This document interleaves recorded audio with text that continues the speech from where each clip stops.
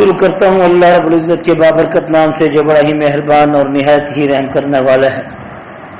ارشاد باری تعالی ہے جس کا معنی مفہوم ہے کہ اللہ رب العزت صدقات، خیرات، نفلی اور واجب کے درمیان فرق کرتے ہوئے اس بات کو واضح کر رہے ہیں کہ یہ سب کچھ اللہ کے راستے میں خرچ کیا جا سکتا ہے، لیکن اس کے لیے شرائط ہیں کہ صدقہ اور خیرات جب تم کسی پہ کرو تو احسان نہ جتلاؤ۔ نمبر 2، اس شخص پر جس کو تم دے رہے ہو اس کو پھر ایسی بات نہ کہو کہ جس سے اس کا دل دکھے۔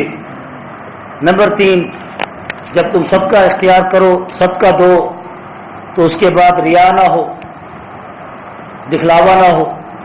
نمبر 4، کہ جس وقت تم صدقہ کرو تو صدقہ کرنے کے بعد جو مال تم صدقے کے لیے خرچ کرو وہ مال تمہارا حلال ہونا چاہیے، پاک ہونا چاہیے، اعلیٰ ہونا چاہیے، ردی نہیں ہونا چاہیے۔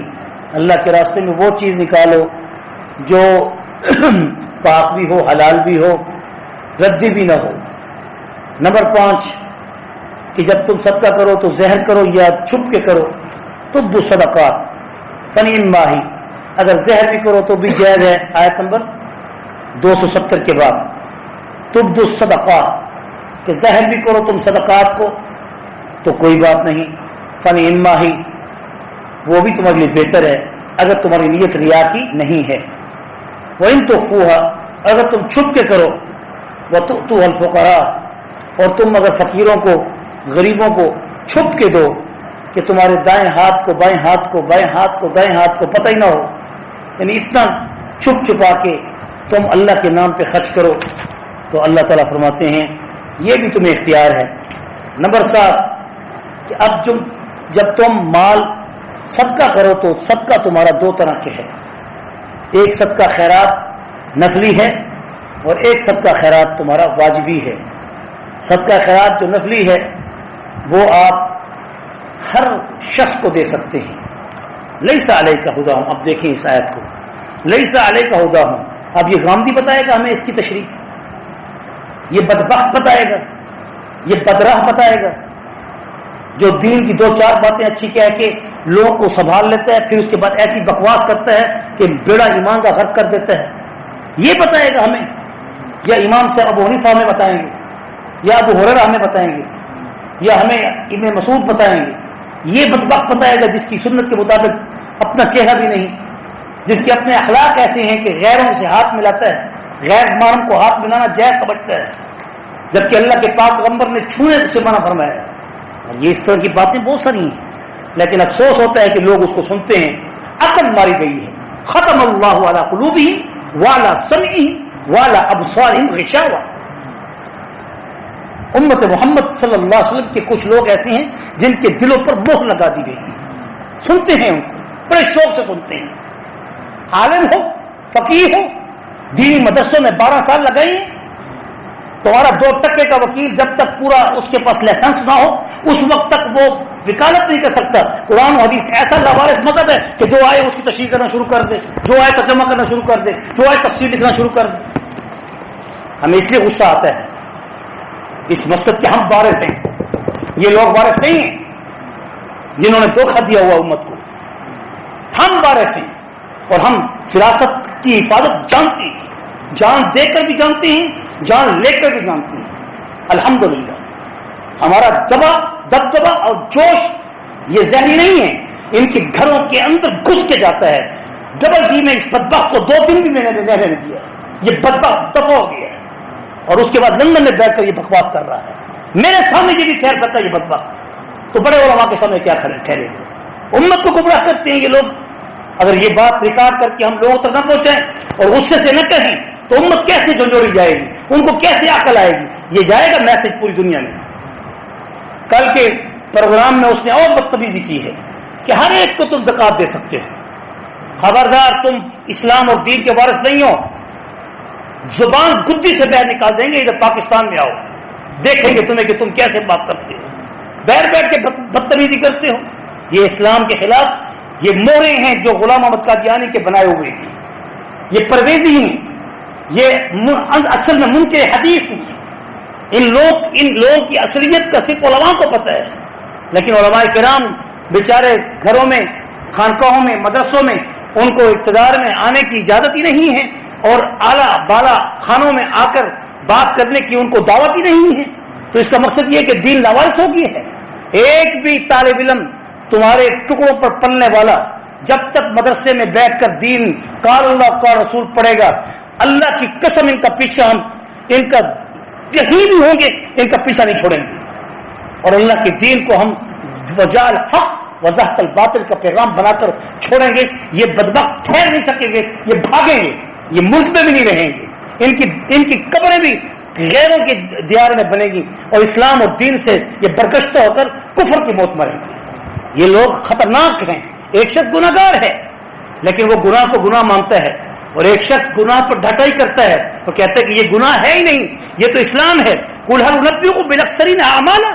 آج میں نے جو آیات پڑھی ہیں نماز کے اندر، آخری صدقات کی پہلی 10 آیات اور آخری 10 آیات پڑھیے، اس کے اندر کیا لکھا ہے اللہ تعالیٰ نے.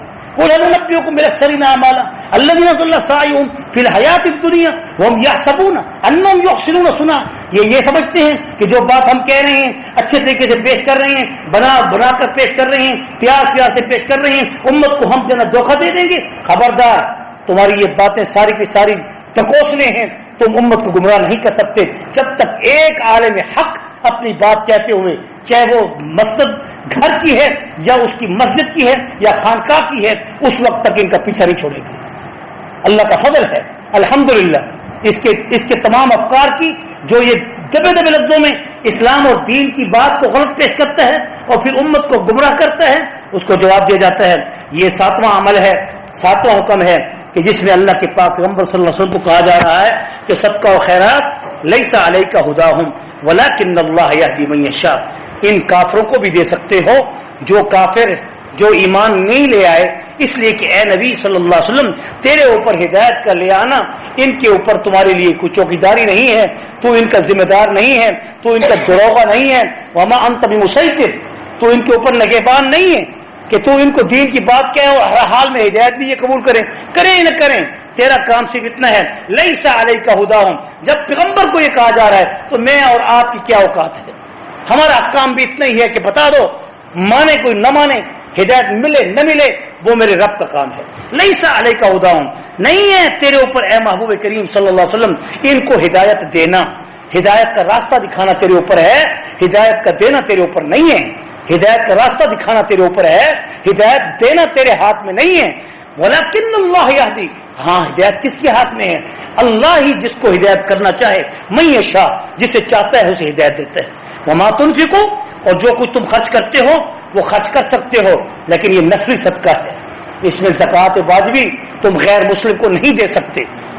زکوٰۃ واجبی یعنی زکوٰۃ تم جو اپنے مالوں کی نکالتے ہو 40واں یا عشر یا 20واں، وہ صرف اور صرف تم مسلمانوں کو ہی دے سکتے ہو، غیر مسلم فقیروں کو نہیں دے سکتے. ہاں البتہ رسول اللہ صلی اللہ علیہ وسلم کے اوپر اس آیت میں یعنی عموم ہے، وہ یہ ہے کہ ایسے کافروں کو آپ صدقہ نفلی دے سکتے ہیں، لیکن صدقہ نفلی حربی کو نہیں دے سکتے. صدقہ نفلی حربی کو بھی نہیں. حربی کون ہوتا ہے؟ جو مقابلے میں آیا ہوا، جیسے مرزائی آج مقابلے میں آئے ہوئے ہیں، پرویزی آج مقابلے میں آئے ہوئے ہیں. ایسے بدبخت جو دین کے دشمن ہیں اور امت کو گمراہ کر رہے ہیں، ان کو آپ صدقہ نفلی بھی نہیں دے سکتے. یا ایسے کافروں کو جو آپ کے مقابلے میں بارڈر پہ آ کے لڑتے ہیں، ان غریبوں کو آپ زکوٰۃ آپ ان کو نفلی صدقہ بھی نہیں دے سکتے. نفلی صدقہ آپ کافروں کو دے سکتے ہیں جو تمہارے مقابلے میں نہ ہو، جو حربی نہ ہو، جو تمہارے ذمہ ہوں، تمہارے مرہون منت ہوں، ان کو آپ نفلی صدقہ دے سکتے ہیں. اور زکوٰۃ واجبی بھی ان کو آپ نہیں دے سکتے، اگرچہ وہ ذمہ کیوں نہ ہوں، وہ آپ کے گھر میں کیوں نہ رہتے ہوں، آپ کے خادم کیوں نہ ہوں. صرف ان خادموں کو آپ زکوٰۃ واجبی اپنے مالوں کی زکوٰۃ دے سکتے ہیں جو مسلمان ہوں. یہ فرق ہے. یہ امام مسلم کی حدیث ہے، امام بخاری کی حدیث ہے. تو خذو اگر مال اموالکم تو خذو اغنیاکم، ان سے مال ان غنیوں سے لو. اللہ کا نبی کا حکم ہے ان امیروں سے مال وصول کرو، زبردستی وصول کرو. ان کو کہو نکالو اپنی زکوٰۃ، نہیں نکالو گے تو تمہارا مال ہم سرکاری تحویل میں لے لیں گے. तुखज़ू अगनियाकुम व तुरद्दू फुक़राअकुम, और फिर इन्हीं के मालों को जो मुसलमानों से तुम ज़कात लो, इन्हीं की ज़कात फिर इन्हीं के मुसलमानों में जो फकीर हैं उनको दो। ये हुजूर का इतिहाद है। अब कुरान की आयत की तफसीर हुजूर की हदीस है या गांधी की तशरीह है? इस्लाम की तशरीह गांधी जानता है, इमाम अबू हनीफा नहीं जानते थे, पिछले 7 साल ही नहीं जानते थे, उनको तशरीह नहीं मिली, वो नऊज़ बिल्लाह मिन ज़ालिक आरी थे, और आज इसको पता चला है कि ज़कात सबको दी जा सकती है। खबरदार, इस्लाम और दीन किसी की कोई जागीर नहीं है, इसको वही उसको संभालेगा जिसने इसको सही पढ़ा है और फिर उसको हक अदा करके विरासत को पूरा महफूज करके उम्मत तक पहुंचाया है। और वो मर नहीं गए, वो जिंदा हैं क़यामत तक इंशाअल्लाह। उस वक्त तक क़यामत नहीं आएगी जब तक एक भी आलिम हक जिंदा रहेगा, कोई दीन के अंदर मिलावट नहीं कर सकेगा। 1400 साल में अगर मिलावट नहीं हुई तो गुलाम मोहम्मद परवेज या गुलाम मोहम्मद कादियानी जब वो तब्दील नहीं कर सके, तो आजकल के ये दो जो टके के बंदे जो अपने आप को बहुत बड़ा फलसफा और स्कॉलर समझते हैं, ये क्या दीन को समझेंगे और दीन को क्या तब्दील करेंगे? ये जितनी साजिशें करें ये अपनी मौत खुद ही मर जाएंगे, जैसे गुलाम मोहम्मद परवेज मर गया, जैसे गुलाम मोहम्मद कादियानी मर गया, ये भी ऐसे मरेंगे। लैसा अलैका हुदाहुम वलाकिन्नल्लाह यहदी मन यशा। अब ये 7वां अमल है कि तुम अपने माल गरीबों को दे सकते हो, चाहे वो गरीब ए नबी वो मुसलमान हूं या गैर मुस्लिम हूं। लेकिन ज़कात वाजिबी की तारीफ मुस्लिम शरीफ में, बुखारी शरीफ में वादे हो चुकी है कि वो नफली सदका है जो तुम काफरों को दे सकते हो। कुर्बानी का गोश्त भी गैर मुस्लिम को दे सकते हो, लेकिन जो ज़कात वाजिबी है, जो 40वां आप निकालते हैं या उशर निकालते हैं, वो सिर्फ और सिर्फ मुसलमान फुकरा को दे सकते हो। वमा तुनफिकू मिन खैरिन फलिअनफुसिकुम, जो कुछ तुम खर्च करते हो माल में से, खैर के मानी माल, फलिअनफुसिकुम, वो तुम्हारे अपने नफ्सों के लिए है, वो तुम्हारे अपनी जात के लिए है, अल्लाह पे कोई एहसान नहीं है। वमा तुनफिकून इल्ला इब्तिगा वजहिल्लाह, इसलिए तुम्हें अपनी नियतों को साफ करना चाहिए कि जो कुछ तुम खर्च करते हो मगर उसमें तुम्हारी क्या होनी चाहिए? अल्लाह की रजा होनी चाहिए। इल्ला इब्तिगा वजहिल्लाह, अल्लाह की वजह, अल्लाह के चेहरे की तरफ, अल्लाह की तरफ तवज्जो होनी चाहिए और उसका चाहना हो, इब्तिगा वजहिल्लाह हो। वमा तुनफिकू मिन खैरिन युवफ़्फ़ा इलैकुम व अंतुम ला तुज़लमून, और जो कुछ तुम खर्च करते हो अल्लाह ताला मालों के अंदर जो तुम खर्च करते हो, युवफ़्फ़ा इलैकुम, वो क़यामत के दिन पूरा पूरा देगा। युवफ़्फ़ा मानी पूरा पूरा, वो आपको पूरा पूरा देगा। वो अंतुम ला तुज़लमून, और तुम्हारे मालों में कोई कमी नहीं की जाएगी, तुम्हें तुम्हारे ऊपर कोई जुल्म नहीं किया जाएगा। अब इसके बाद बिल फुकरा से उन फुकरा की तशरीह बयान की जा रही है जो आमिलीन हैं, जो 8 मसारिफ हैं। इन्नमल जैसे हदीस कुरान मजीद की दूसरी आयत है, जो 8 मसारिफ बयान किए गए हैं, उनमें फिर एक मसरफ फुकरा का है। फुकरा फिकार से है, फुकरा फकर से है, फकर फिकार से है। फिकार अरबी में उस कमर को कहती हैं जिस कमर का मोरा टूट चुका हो, जिसकी कमर का मोरा टूट चुका हो उसको फिकार कहते हैं। फे काफ 2 नुक्ते वाला अलिफ और रे। और फकर उस शख्स को कहते हैं जिसके मोरा कमर के अंदर टूट चुका हो, चलने से कासिर हो, यानी जिसकी कमर टूट चुकी हो, जो कर्जे के बोझ में दब चुका हो, जो तकलीफ में आ चुका हो, जो परेशान हाल हो, कोई कमाई का जरिया ना हो, जानी तौर पर भी उसकी जात इस काबिल ना हो और माली तौर पर भी उसके पास कुछ ना हो, उसको फकीर कहते हैं। जो बिल्कुल खाली हो, जिसके पास कोई कौड़ी ना हो। और मिस्कीन कहते हैं उस शख्स को कि जिसके पास माल तो हो मगर जरूरत के मौका पर उसके पास पूरा ना हो, यानी पैसा तो इतना है कि वो खर्च कर लेता है लेकिन जरूरत उसकी इतनी है कि अभी उसके ऊपर और भी मामले हैं, तो उसको भी ज़कात दे सकते हो। फकीर को भी ज़कात दे सकते हो, मिस्कीन को भी ज़कात दे सकते हो।